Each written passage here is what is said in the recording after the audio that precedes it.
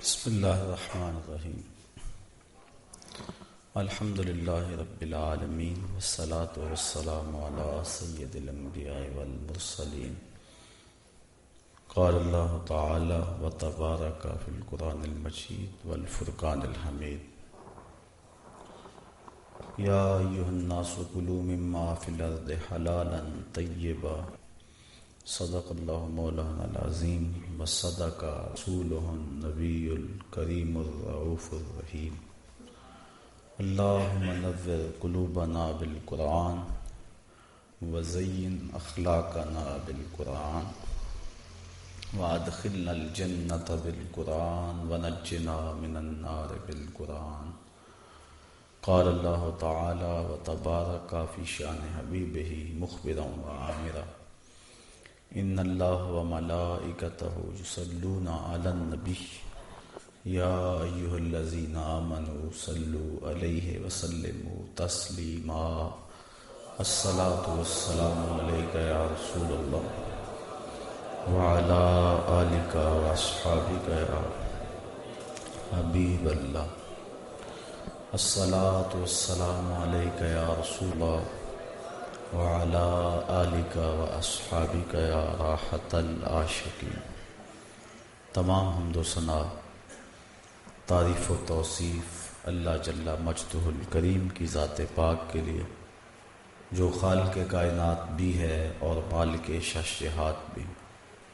اللہ جل کی حمد و ثنا کا حضور نبی اکرم شفیع امم رسول محتشم نبی مکرم اللہ کے پیارے امت کے سہارے رب کے محبوب دانائے غیوب مالک رقاب امم فخر عرب و عجم والی کون و مکان سیاح مکان سید انس و جاں سرور لالا رخاں نیر تاباں سرنشین مہوشاں ماہ خوباں شہنشاہ حسینہ تتمہ دوراں سر خیل زہرہ جمالاں جلوہ صبح ازل نور ذات لم یزل باعث تکوین عالم فخر آدم و بنی آدم نیر بطحا رازدار ما اوہا شاہد ما طغا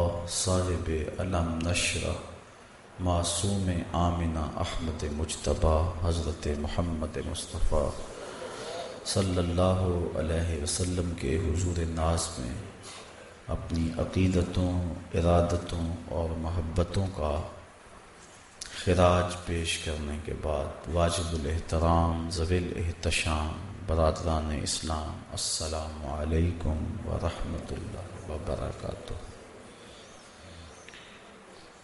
عقل حلال اور صدق مقال کے عنوان سے آج اس نشست میں کچھ باتیں آپ کے گوش گزار کروں گا۔ انسان کو اپنی زندگی برقرار رکھنے کے لیے اکل و شرب کی شدید حاجت ہے اور اس کے بغیر وہ زندہ نہیں رہ سکتا۔ تو اسلام نے رزق کی تلاش کی ترغیب انسان کو دی ہے، لیکن ساتھ یہ شرط لگائی کہ اللہ کو ناراض کر کے اس کے حکموں کو توڑ کے کسی شخص پر ظلم اور جبر کر کے تم رزق نہیں کماؤ گے، بلکہ تمہارے مقدر کا لکھا ہوا تمہیں ملے گا، لہذا تلاش میں حسن پیدا کرو۔ حضور نبی رحمت صلی اللہ علیہ وآلہ وسلم نے ارشاد فرمایا کہ رزق بندے کو اس طرح تلاش کرتا ہے جس طرح موت تلاش کرتی۔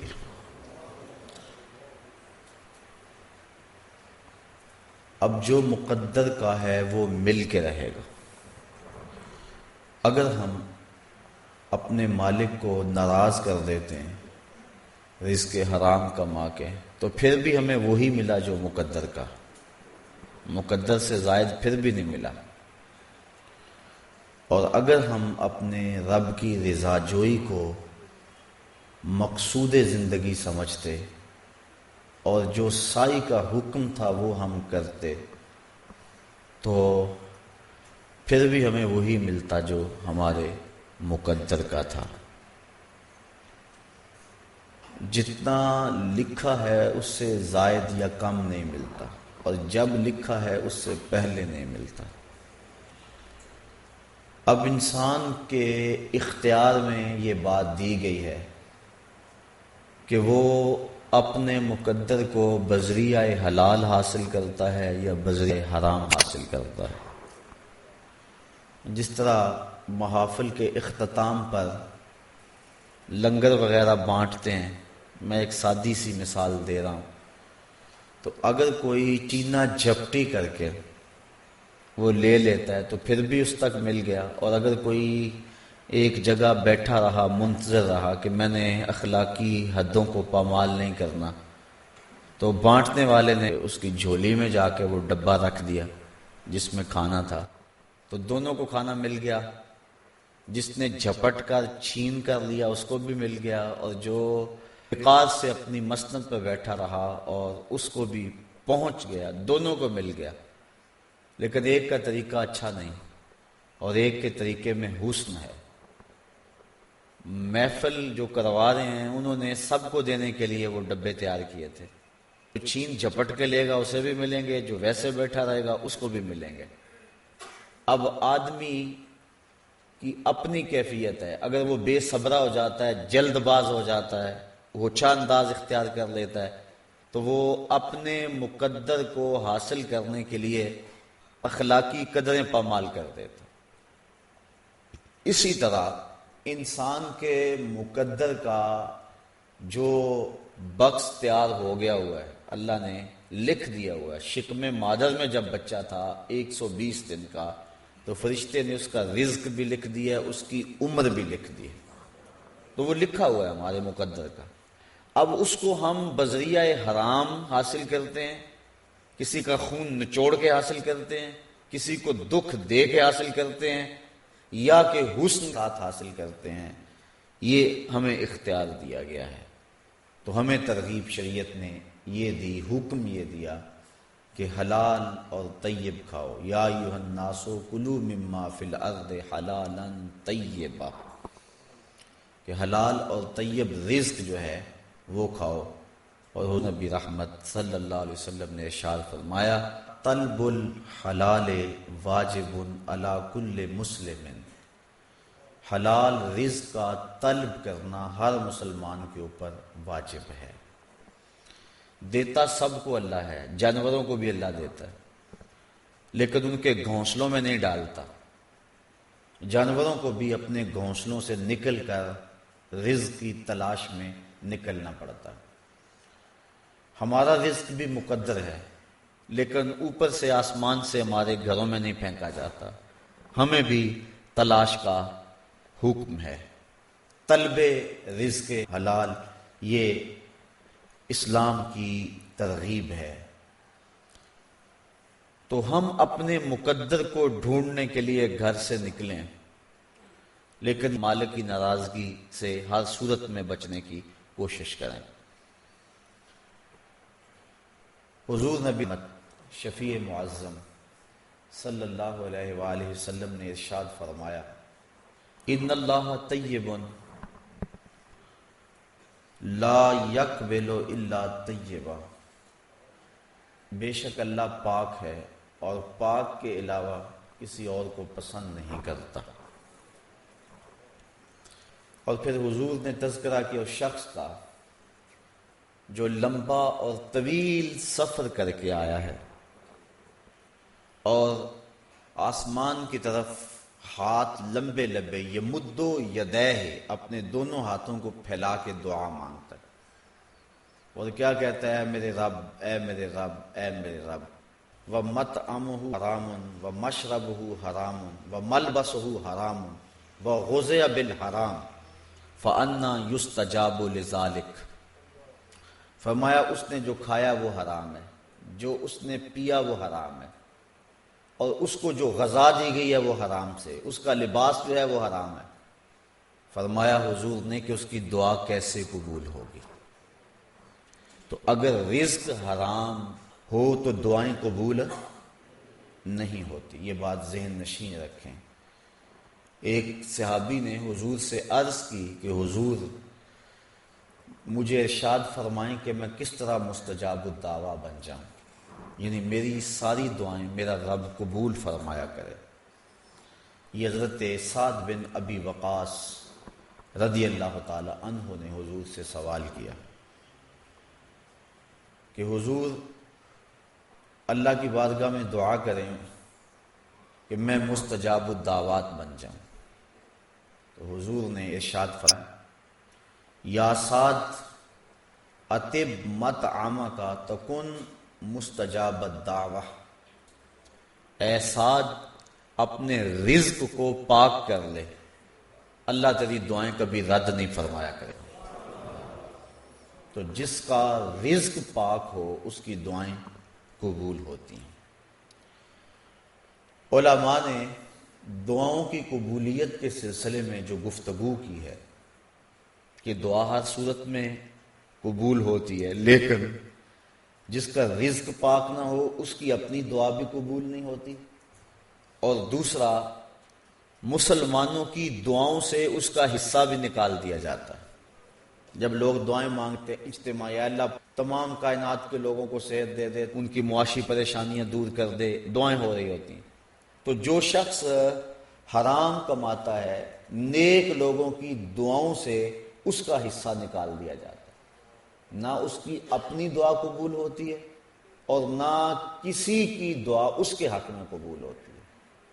تو حضرت سعد رضی اللہ تعالی عنہ نے جب عرض کی تو حضور فرمایا کہ لقمہ پاک کر لے تو مستجاب الدعوات ہو جائے گا۔ اللہ اکبر۔ فرمایا والذی نفس محمد بیدہ، مجھے قسم ہے اس رب کی کہ محمد کی جان جس کے قبضے میں ہے۔ حضور نے ارشاد فرمایا کہ جب کوئی شخص حرام کا لقمہ اپنے پیٹ میں ڈالتا ہے 40 دن تک اللہ اس کا کوئی عمل قبول نہیں فرماتا، اور فرمایا وہ گوشت جو حرام کی غذا سے پلا کل قیامت کے دن جہنم کی آگ میں ڈال دیا جائے گا۔ اور ایک روایت حضرت ابن عمر رضی اللہ تعالی عنہ سے ہے، فرماتے ہیں کہ من اشترى ثوبا بعشرۃ دراہم وفیہ درہم من حرام لم یقبل اللہ عز وجل له صلاۃ ما دام علیہ، جس نے 10 درہم کا لباس خریدا، اس کے اندر 1 درہم حرام کا تھا، 9 درہم پیور حلال تھے۔ حضرت ابن عمر کہتے ہیں کہ جب تک وہ لباس اس کے بدن پہ رہے گا اس کی کوئی نماز قبول نہیں ہوگی۔ ثم ادخل اصبعیہ فی اذنیہ، اور پھر ابن عمر نے اپنی دونوں انگلیاں اپنے کانوں میں لے لی اور فرمایا کہ اگر میں نے یہ بات حضور سے نہ سنی ہو تو میں بہرا ہو جاؤں، اگر یہ بات میں نے حضور سے نہ سنی ہو تو میں بہرا ہو جاؤں، میرے کانوں کی شنوائی چھن جائے اگر میں نے یہ حضور سے نہ سنا ہو۔ یہ حضور نے ارشاد فرمایا کہ جو شخص 10 دراہم کا کوئی کپڑا خریدتا ہے، 1 درہم بھی اس میں حرام کا ہے، تو اس کی نماز قبول نہیں ہوتی ہے۔ قرب قیامت کے فتنوں کا تذکرہ کرتے ہوئے حضور نے ارشاد فرمایا کہ قرب قیامت میں معاملات ایسے ہو جائیں گے کہ لوگوں کو مال سے غرض ہوگی، اس سے غرض نہیں ہوگی کہ یہ حلال سے ہے یا یہ حرام سے ہے۔ اور آپ دیکھ لیں جس دور میں آج ہم جی رہے ہیں، ہر بندے کی خواہش ہے کہ دولت اکٹھی کر لو، اس کے ذرائع کیا ہیں اس سے کسی کو غرض نہیں ہے۔ یہ قرب قیامت کا فتنہ ہے کہ لوگ حلال کا اہتمام نہیں کریں گے، جبکہ صدر اسلام میں اور بعد میں آنے والے ادوار میں لوگوں نے اپنے لقمے کی حلت کا خصوصیت کے ساتھ اہتمام کیا، بلکہ بعض اوقات شک کی وجہ سے حلال کو بھی چھوڑ دیتے تھے، وہ معمولی سا شک پیدا ہو جاتا تو اس کو بھی چھوڑ دیتے۔ تو آج حرام قوم میں رچ گیا ہے۔ حضرت ابو درداء رضی اللہ تعالی عنہ نماز پڑھتے ہیں فجر کی اور بہت جلد چلے جاتے ہیں۔ ایک دن فرمایا ابو درداء کاہے کی جلدی ہوتی ہے؟ لوگ تو دیر تک بیٹھے رہتے ہیں، صحابہ اشراق بھی پڑھ کے جاتے تھے، لیکن تم بڑی جلدی چلے جاتے ہو۔ عرض کی بندہ نواز، میرے ہمسایوں کے گھر میں ایک کھجور کا اونچا درخت ہے جس کا جھکاؤ میرے گھر کی طرف ہے، اور آپ جانتے ہیں آج کل سحری کے وقت مدینے کو ٹھنڈی ہوائیں سلامی دینے آتی ہیں، تو جب ہوا چلتی ہے تو کچھ کھجوریں جھڑ جاتی ہیں، پکی ہوئی کھجوریں جھڑ کر میرے ویڑے میں گر پڑتی ہیں۔ میں جلدی جلدی اس لیے چلا جاتا ہوں کہ بچوں کے اٹھنے سے قبل وہ کھجوریں اٹھا کے ہمسائے کے ویڑے میں پھینک دیں، اس کے آنگن میں پھینک دوں، کہیں میرا بچہ کوئی کھجور نہ لے لے اور اس کے پیٹ میں حرام کا لقمہ نہ چلا جائے۔ یہ تھا مزاج صحابہ کا۔ اور ہماری سڑک سے گنے کی ٹرالی گزر کر تو دیکھے، ہم تو بچے کو شاباش دیتے ہیں، بڑا یار تیز نکلا ہے، 3 گنے کھینچ لایا، یہ نہیں دیکھتے کہ یہ مال کیا ہے۔ آج اگر اس کی حوصلہ شکنی نہیں کریں گے تو کل ہو کے ڈاکو نہیں بنے گا تو اور کیا ہوگا۔ اعلیٰ حضرت سے کسی نے پوچھا کہ یہ جو کنکیاں اڑاتے ہیں، یہ پتنگ وغیرہ، تو جب یہ ڈور کٹ جاتی ہے تو لوگ دوڑتے ہیں اس کے پیچھے اور ڈور بھی لوٹتے ہیں اور وہ پتنگ بھی لوٹتے ہیں، تو اس کے بارے میں حکم شرعی کیا ہے؟ تو آپ فرمانے لگے کہ یہ مال لقطہ ہے، لازم ہے اگر کسی شخص نے کوئی پتنگ یا ڈور لوٹ لی تو اس کے مالوں کو تلاش کرے اور 6 مہینے تک اس کا اعلان کرے، اگر مالک نہ ملے تو پھر اس کو خیرات کرے، خود استعمال پھر بھی نہیں کر سکتا، اور اگر کسی نے خود استعمال کر لیا اس کو، اس کا لباس بنایا، اس کا تار تھا یا اس کا پوت تھا، دونوں میں سے کوئی ایک تھا، تو فرمایا کہ اس کی نماز ہی نہیں ہوگی۔ تو یہ ہمارے معاشرے میں بالکل معمولی سمجھا جاتا ہے، ہم بچے کو تھپکی دیتے ہیں، یار یہ بڑا ہی بات ہے، کتنی ڈور لوٹی ہے اس نے، کتنی پتنگیں لے آیا ہے شام تک، جبکہ یہ وہ چیزیں ہیں جو بچوں کے مزاج کے اندر بدی پیدا کرتی ہیں۔ جب بھی برائی شروع ہوتی ہے تو وہ تھوڑے انداز سے شروع ہوتی ہے، اس لیے اپنی اولاد کی تربیت کرنی چاہیے اور ان کو لقمہ حرام سے بچانا چاہیے۔ حضرت امام حسین رضی اللہ تعالیٰ عنہ مسجد نبوی میں تشریف لائے تو وہاں صدقے کی کھجوروں کا ڈھیر لگا ہوا تھا، تو بچے تھے، کھجوریں پڑی تھیں، آئے اور انہوں نے ایک کھجور لی اور اس کو اپنے منہ میں ڈال لیا۔ آقا کریم علیہ السلام بڑی تیزی کے ساتھ آگے بڑھے اور انگلی ڈال کر ان کے حلق سے کھجور کو نکال کر باہر پھینکا اور کخن کخن کہا، اسے پھینک دو، اور فرمایا کہ ہم صدقہ نہیں کھایا کرتے۔ تو اب دیکھیے کہ کس طرح سے ان کی حفاظت کی، جب ان کے لقمے کی حفاظت یوں کی تو پھر اسی حسن نیزے کی نوک پہ چڑھ کے قرآن سنایا۔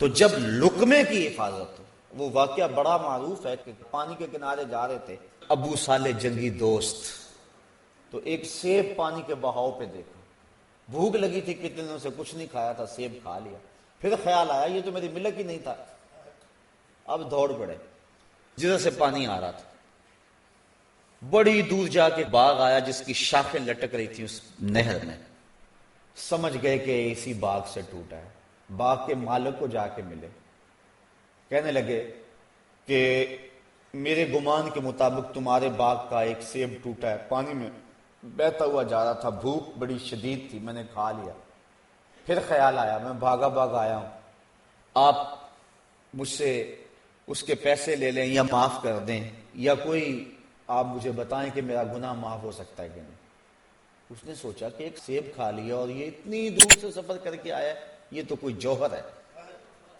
باغ کا مالک بھی کوئی معمولی شخص نہیں تھا، نام تھا عبداللہ صومعی۔ اس نے کہا اتنے بڑے گناہ کرنے اور اتنی جلدی معافی ہو جانے، تو یہ آپ دیدہ ہو گئے، مجھے معاف کر دو، مجھے بتاؤ میں کیا جو ہے وہ اس کے بدلے میں دے سکتا ہوں۔ اس نے کہا 12 سال میرے باغ کو پانی لگانا ہے، ایک سیب کے کھانے پر 12 سال کا سزا ہے، اس کے بعد ایک شرط اور ہے، پھر تمہیں معافی ہو جائے گی۔ یہ نہیں کہا کہ ایک سیب ہے اور 12 سال میں سیب لا کے دے دیتا ہوں۔ کہا اچھا پھر معاف کر دو گے؟ کہاں پھر کر دوں گا۔ 12 سال سیب کے باغ کو پانی دیتے رہے، اس کی جو ہے وہ دیکھ بھال کرتے رہے۔ 12 سال جب بیتنے کے قریب تھے تو عبداللہ صومی کے کچھ مہمان آئے، انہوں نے کہا ابو صالح جاؤ سیب توڑ کے لاؤ۔ ابو صالح گئے، سیب توڑے۔ جب عبداللہ صومی نے سیب دیکھے تو وہ کچے تھے، کہنے لگے ابو صالح 12 سال ہو گئے تمہیں سیب کے باغ میں کام کرتے ہوئے، تمہیں ابھی تک پتہ ہی نہیں سیب کچے کیا ہوتے ہیں اور پکے کیا ہوتے ہیں۔ کہا میں ایک خطا کی سزا بھگت رہا ہوں، تو میں نے اس دن سے آج تک نظر اٹھا کے سیب کی طرف دیکھا بھی نہیں ہے۔ میں نے احتیاط کی ہے کہ میں تو پہلی لغزش پر جو ہے وہ یہ سزا بھگت رہا ہوں، تو میں نے کبھی سیب کو دیکھا بھی نہیں۔ کہا دوسری شرط یہ ہے کہ میری ایک بیٹی ہے جو آنکھوں سے دیکھ نہیں سکتی، کانوں سے سن نہیں سکتی، زبان سے بول نہیں سکتی اور ہاتھوں سے پکڑ نہیں سکتی، اس کے ساتھ تمہارا نکاح کروں گا، اگر قبول ہے تو پھر تمہارا یہ جرم معاف ہو جائے۔ کہا ٹھیک ہے مجھے قبول ہے۔ جوان تھے، عنفوان شباب تھا، آرزوؤں کے مچلنے کا دور تھا۔ کہا میرا بس گناہ معاف ہو جائے۔ عبداللہ صومی گھر لے آئے، بیٹی سے نکاح کر دیا اور شام کو کہا جاؤ اپنی زوجہ کے حجلہ عروسی میں گئے۔ دیکھا کہ وہاں ایک خوبصورت خاتون بنی سنوری ہوئی بیٹھی ہے، تو فوراً بھاگ آئے۔ عبداللہ صومی کھڑے تھے، کہا کیا ہوا ہے؟ کہا میں ایک جرم کیا تھا تو اتنی سزا، تو اب کہیں پھر نہ غلطی لگ جائے، آپ نے جو بتایا تھا یہ وہ تو نہیں ہے، یہ تو صحیح الاعضاء ہے۔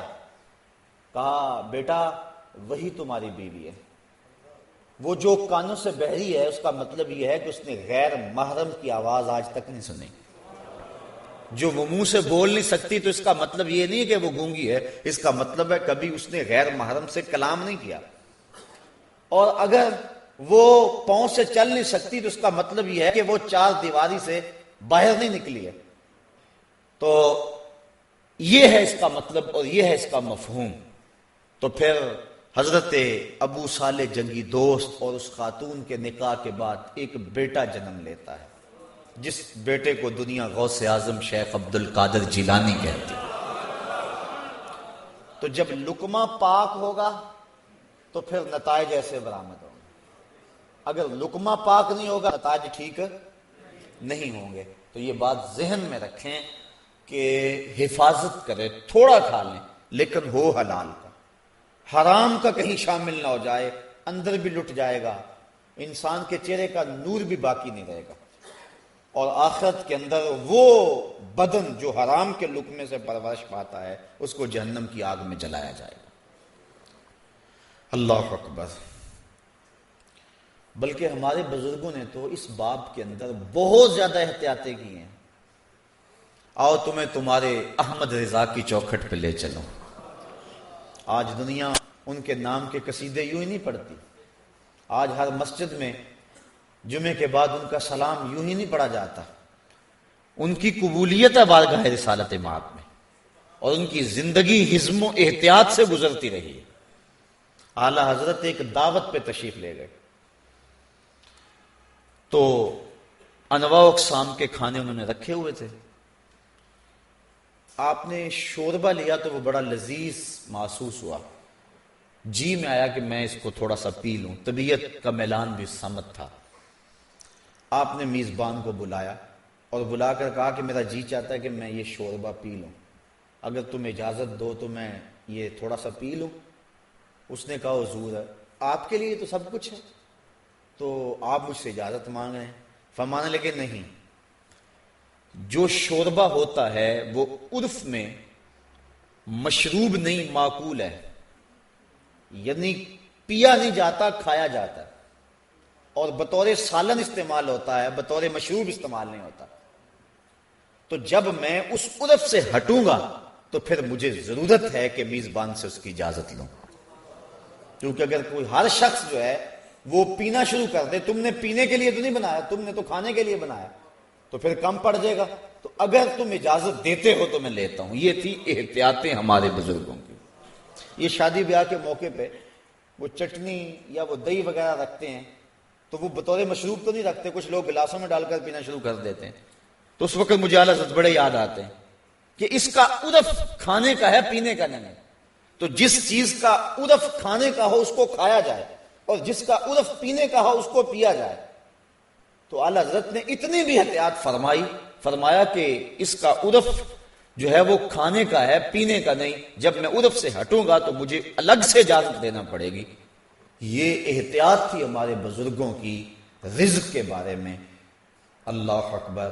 دعا کریں اللہ ہمیں رزق حلال کھانے کمانے کی توفیق عطا فرمائے، اور حرام کے ایک لقمے سے بھی اللہ تعالی ہم سب کو محفوظ فرمائے۔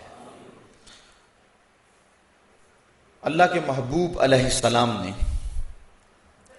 جہاں ہمیں رزق حلال کھانے کی ترغیب ارشاد فرمائی، وہاں زبان کو سچ اور صداقت کا علم بردار رکھنے کی ترغیب دی کہ تمہاری زبان سچ کے علاوہ کچھ نہ بولے۔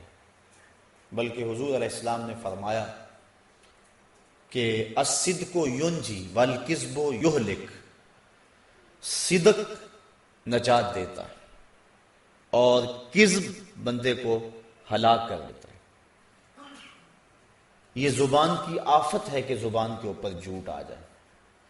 ایک روایت میں صحابہ نے حضور سے پوچھا کہ حضور مسلمان بخیل ہو سکتا ہے؟ فرمایا نہیں، مسلمان بخیل نہیں ہوتا، وہ سخی ہوتا ہے۔ لیکن فرمایا ہو سکتا ہے کبھی اس سے بخل بھی ہو جائے۔ اس طرح پوچھا کہ مسلمان بہادر ہوتا ہے؟ فرمایا ہاں بہادر ہوتا ہے، لیکن ہو سکتا ہے کبھی اس سے بزدلی بھی ہو جائے۔ عرض کی حضور کیا مومن جھوٹا ہو سکتا ہے؟ فرمایا جھوٹا نہیں ہو سکتا، یہ پکی بات ہے، مومن جھوٹا نہیں ہو سکتا۔ میں امام غزالی کے حوالے سے پڑھ رہا تھا، آپ فرماتے ہیں کہ انسان جب گناہ کرتا ہے تو بعد میں نیکی کرتا ہے تو وہ جو گناہ کی کالک ہے وہ مٹ جاتی ہے، جو لگی ہوتی ہے دل کے اوپر وہ مٹ جاتی ہے۔ لیکن جھوٹ کی جو کالک ہے یہ ایسی ہے کہ اس کے ساتھ باقی رہتا ہے۔ تو جو شخص جھوٹ بولتا رہتا ہے ایک وقت آتا ہے اس کا اندر مر جاتا ہے اور اس کے پاس کچھ نہیں رہتا۔ شریعت اسلامیہ کے اندر جھوٹ کی سخت مذمت کی گئی ہے اور سچ کی ترغیب دی گئی اور حکم دیا گیا کہ تمہاری زبان سے سچ کے علاوہ کچھ اور نہ نکلے۔ بلکہ ارشاد فرمایا گیا الصدق طمانیۃ والکذب ریبہ، سچ طمانیت ہے، سکون ہے، اور جو جھوٹ ہے وہ ریب ہے، وہ تشکیک ہے۔ انسان کو جھوٹ بول کر سکون نہیں ملتا، بچ بھی جائے جھوٹ بول کر سکون نہیں ہوتا، اور سچ بول کر پھنس بھی جائے پھر بھی سکون ملتا اس کو۔ اگر کوئی غلطی ہو گئی، کوتاہی ہوگی کسی تو صاف کہہ دیا ہاں مجھ سے ہو گئی، سچ کہہ دیا تو اس سے طبیعت میں تسکین ہوگی۔ اس کی سزا بھی تمہیں مل سکتی ہے لیکن طبیعت سکون ہوگی، من مطمئن ہوگا، اندر اگر اطمینان ہو گیا تو اور کیا چاہیے۔ اور اگر جھوٹ بول کر آپ سودا بیچ بھی لیتے ہیں، اور جھوٹ بول کر اگر آپ جو ہے وہ اپنی زندگی کے کسی معاملے کو بظاہر نکھار بھی لیتے ہیں، کسی سے کوئی فائدہ بھی اٹھا لیتے ہیں، لیکن اندر جو ہے وہ پریشانی رہے گی۔ تو الصدق طمانیۃ والکذب ریبہ۔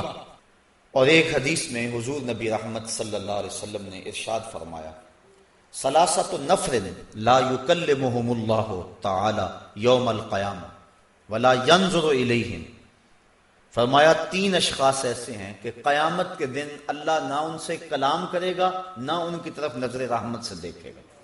وہ 3 شخص کون ہیں؟ المنان بعطیۃ والمنفق سلعته بالحلف الفاجر والمسبل ازارہ۔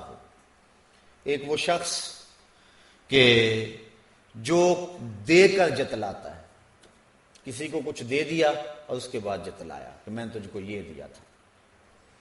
اور دوسرا وہ شخص جس نے خرچ کیا لیکن اس مال سے خرچ کیا جو جھوٹی قسمیں اٹھا کر کمایا تھا، جھوٹی قسمیں اٹھا کر کمانے والے مال سے خرچ کیا۔ اور تیسرا وہ شخص جو تکبر کی وجہ سے اپنے تہبند یا شلوار کو ٹخنوں کے نیچے لٹکاتا ہے۔ اور حضور نے فرمایا کہ جو جتنی جگہ انسان کا لباس ڈھانپے گا ٹخنوں کے نیچے، اتنی جگہ کل قیامت کے دن جہنم کی آگ میں جلائی جائے گی۔ تو اپنے تہبند کو، اپنی شلوار وغیرہ کو جو ہے وہ اپنے ٹخنوں سے اوپر رکھنے کا حکم دیا گیا ہے۔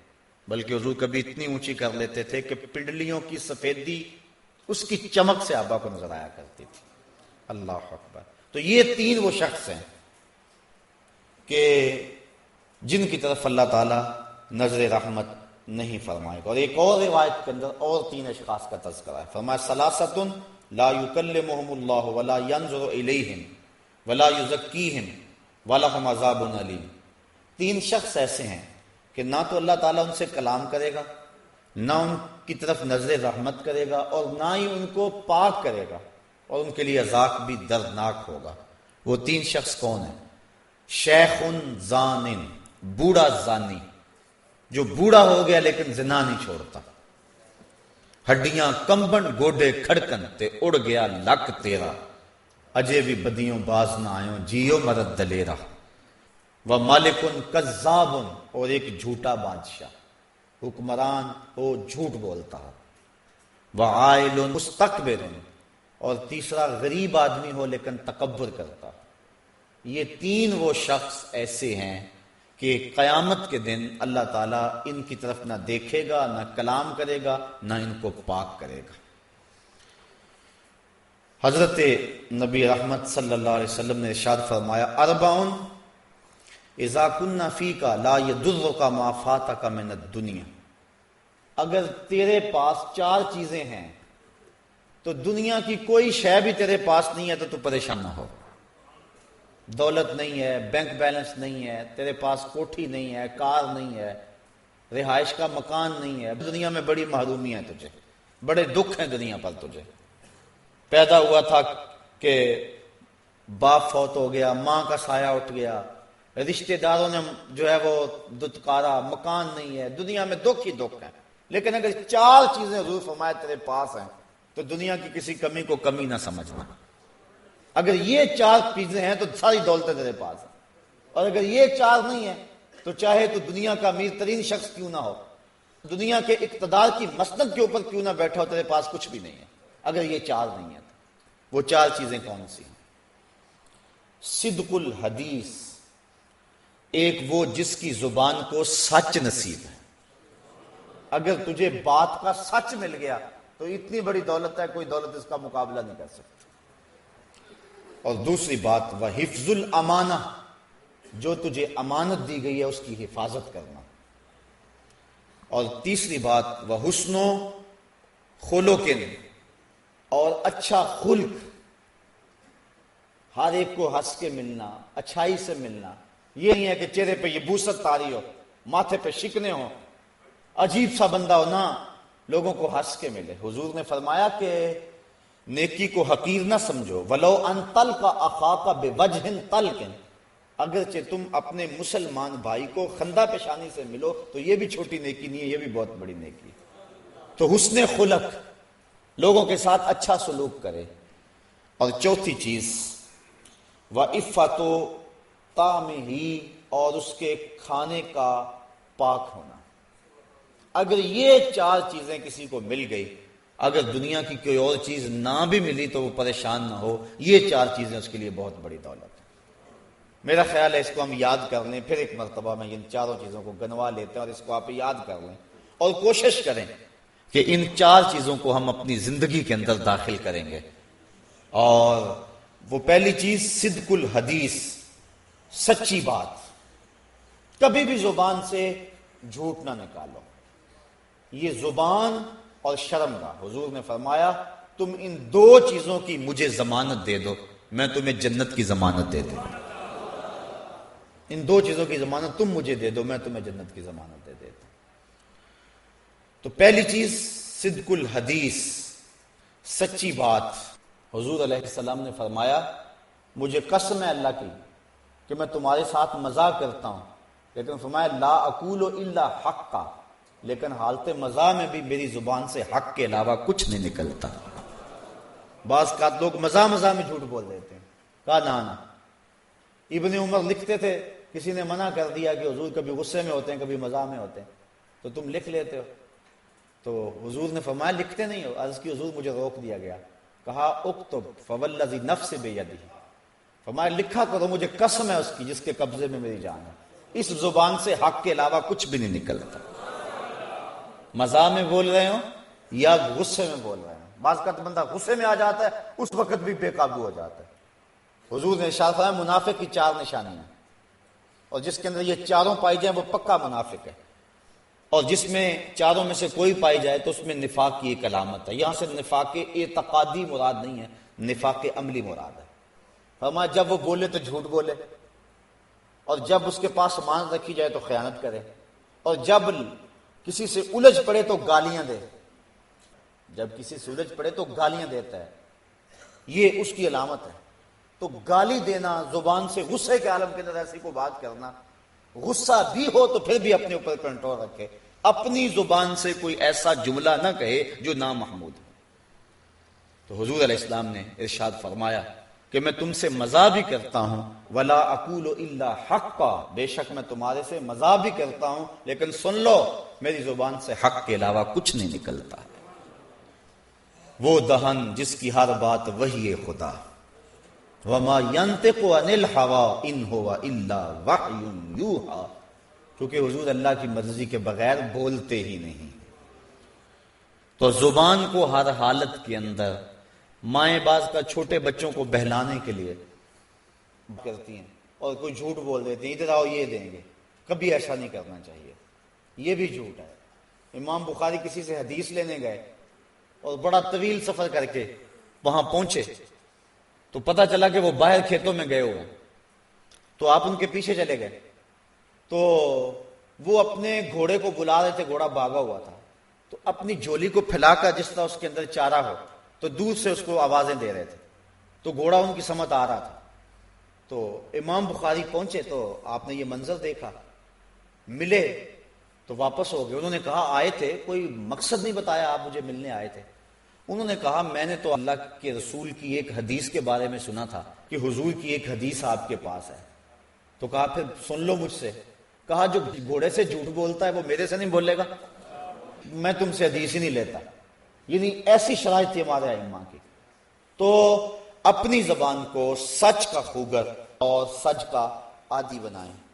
حضور علیہ السلام نے فرمایا کہ جہنم میں کثرت سے جانے والوں کا سبب فم اور فرج ہے، یعنی ایک منہ اور دوسرا شرمگاہ. زیادہ لوگ جہنم کا شکار ان 2 آفتوں سے ہوئے ہیں. اور فرمایا کہ میں نے جن لوگوں کو جنت میں دیکھا ہے، جنت میں جانے والوں کا جنت میں جانے کا بڑا سبب جو میں نے دیکھا ہے تقوی اللہ، ایک تو اللہ کا تقوی اور دوسرا حسن خلق. یعنی ایک تقوی اللہ کا ڈر اور دوسرا مخلوق سے اچھا سلوک کرنا. ان 2 اعمال کی وجہ سے میں نے لوگوں کو زیادہ جنت میں دیکھا، اور منہ اور شرمگاہ کی آفتوں سے میں نے زیادہ لوگوں کو جو ہے وہ جہنم میں دیکھا ہے.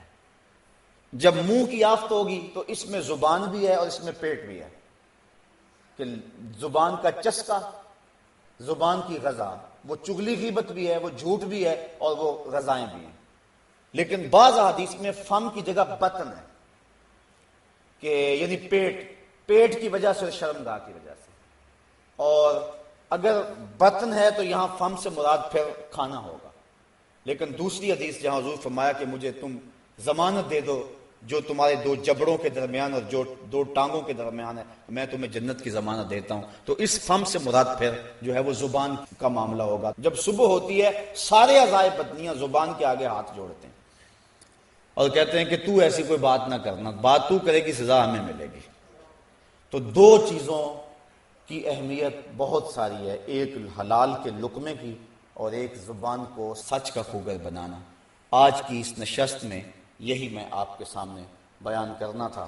حضور نبی رحمت صلی اللہ علیہ وآلہ وسلم نے حضرت معاذ رضی اللہ تعالیٰ عنہ کو ایک ارشاد فرمایا، بلکہ وصیت فرمائی. وہ وصیت سن لیں. فما اوصی کا بتقوی اللہ و صدق الحدیث و اداء الامانہ والوفاء بالعہد و بذل السلام و خفض الجناح، کہ میں تجھے اللہ سے ڈرنے کی، سچی بات کہنے کی، امانت کو ادا کرنے کی، وعدوں کو پورا کرنے کی، اور السلام علیکم کو پھیلانے کی، اور آوازوں کو سکیڑنے کی وصیت کرتا ہوں. یہ حضور نے اپنی امت کو فرمائی. تو انسان اگر اپنی زبان اور اپنے پیٹ کو حرام سے بچا لے تو اللہ کی رحمتوں کا حقدار ہوتا ہے، اور اگر وہ اپنی زبان اور اپنے پیٹ کو حرام سے نہ بچائے تو اس کی آفتیں ایسی ہوتی ہیں کہ نیکی کا جو نور ہے اس کی برکتوں سے جو دل کے میل دھلتے ہیں، تو جھوٹ کی وجہ سے جو دل کا میل ہے وہ بھی ختم نہیں ہوتا ہے. اللہ تعالی ہمیں اس بری خصلت سے محفوظ و مامون فرمائے اور مجھے اور آپ کو اپنی رحمتوں اور کرم نوازیوں کا حصار دے.